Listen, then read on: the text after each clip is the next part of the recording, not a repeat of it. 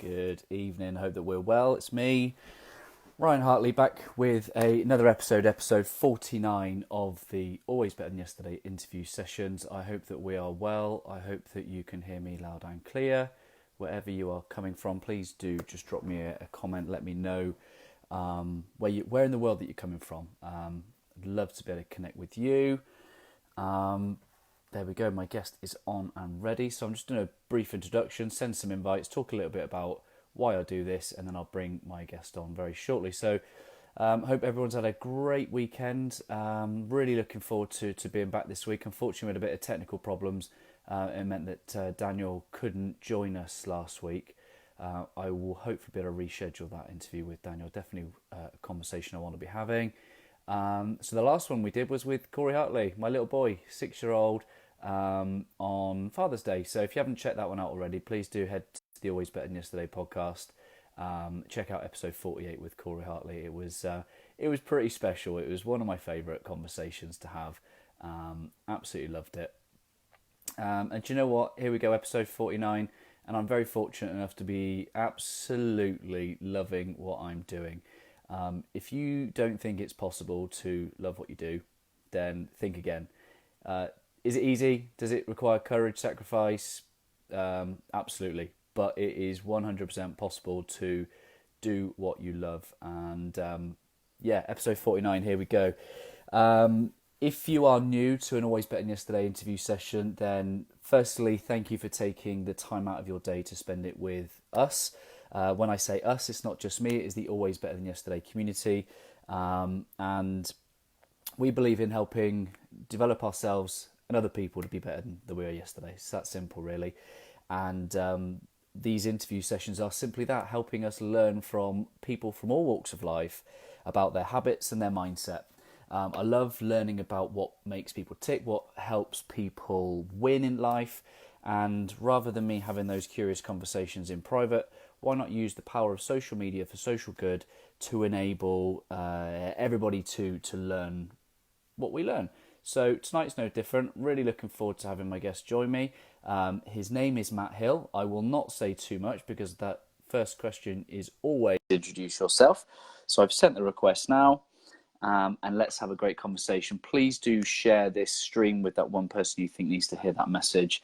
Do make sure you ask your curious questions.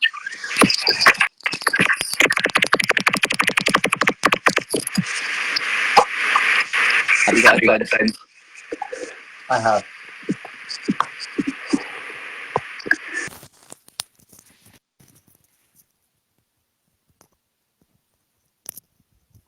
Amazing. Thank you.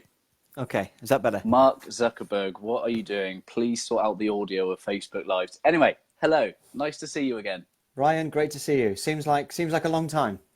It must be what, about 8 hours? Yeah, something like that. Amazing. Great to see Please, my good friend, do me the honour and the privilege of introducing your good self to the watchers and the listeners. Okay, so firstly, tough act to follow, Corey Hartley. How'd you back that one up?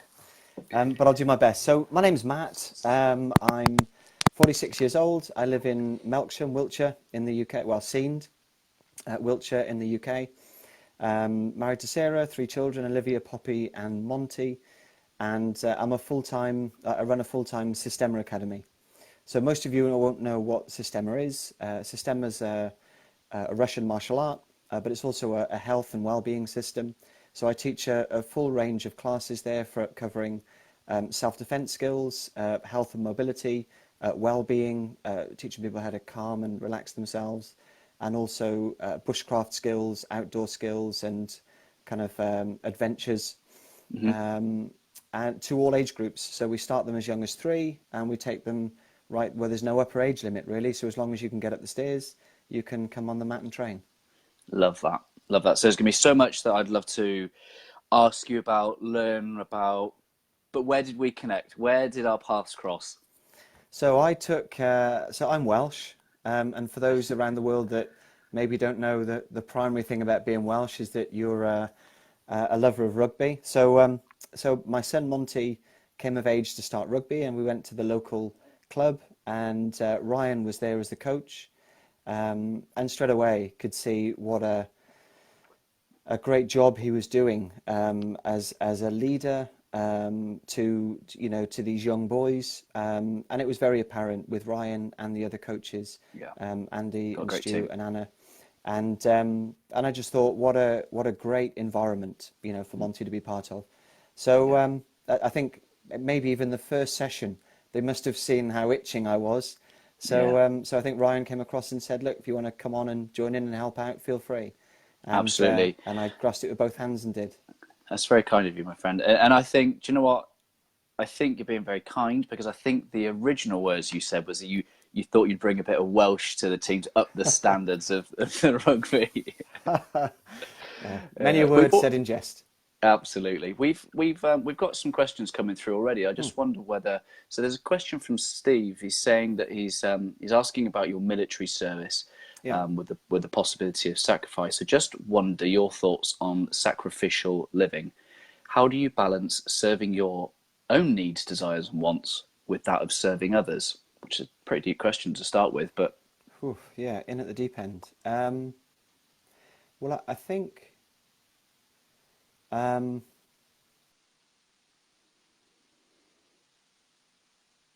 called in then.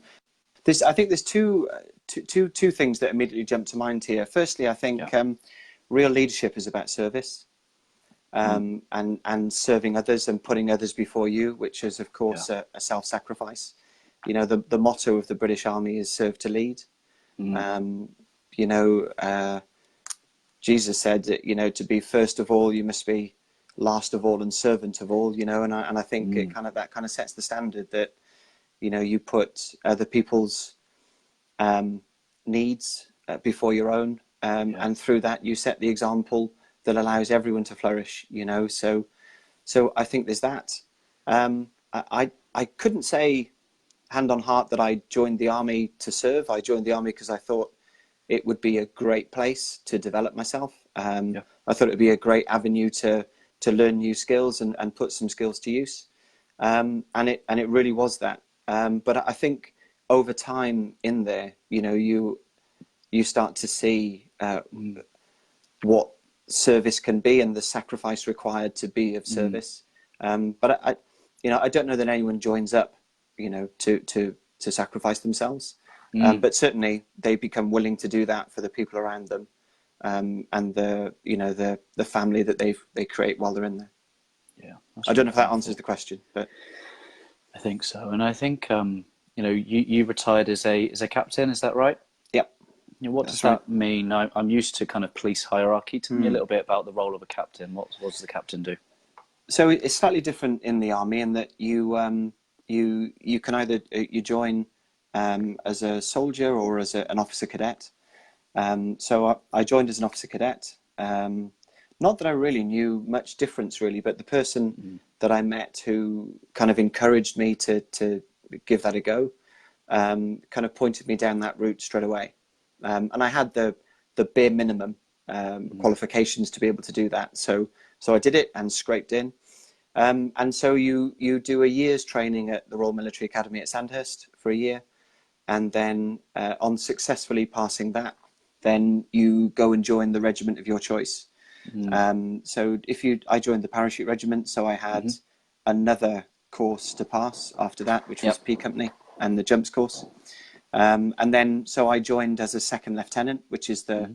the lowest rank, and then you progress to lieutenant and then captain. So typically, your first job is as a platoon commander or troop commander, Mm-hmm. which is usually kind of 28, 30 people, and then as a captain, you maybe move more towards a bigger number. So potentially as a company 2IC, you'd be second in command of a Mm-hmm. company of 90 to 120 people. Mm-hmm. I in my leadership journey, I've been fortunate enough to visit RAF Cranwell, and I Hmm. know the significance of parade day and the graduation. And take me back to that time at Sandhurst. Did you say it was?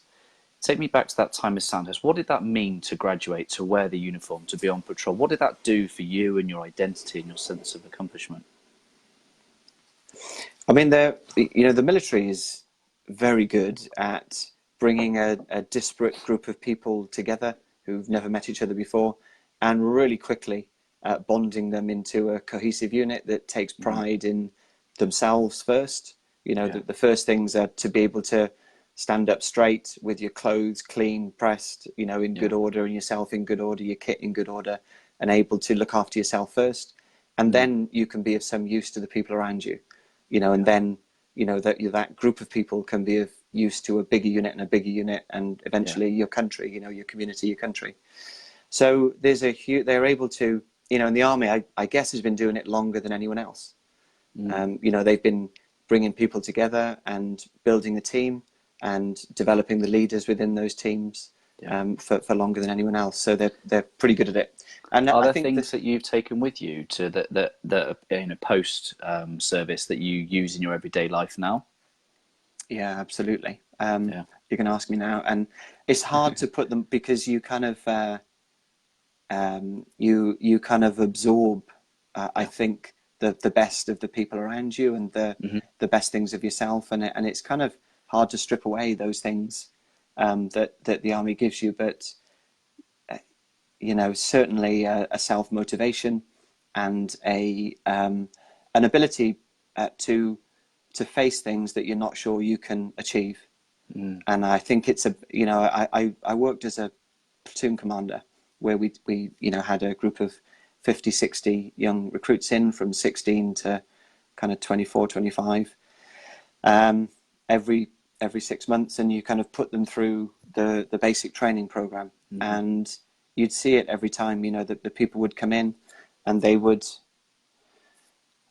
within a few days be knocking on your door saying, I've made a mistake, I'm in the wrong place, you know, green's not my colour, or you know, my girlfriend can't cope without me, or my mum. And luckily they'd signed on the line to say that they can't leave for 6 weeks. So you had them for 6 weeks, and in that 6 weeks you had to give them the self-confidence of facing challenges and overcoming them, because for lots of them they'd never had to do that. They'd always been able to say, whether for exams or something, they've been able to say, it's not really important to me, or that's not me, or I'm not interested.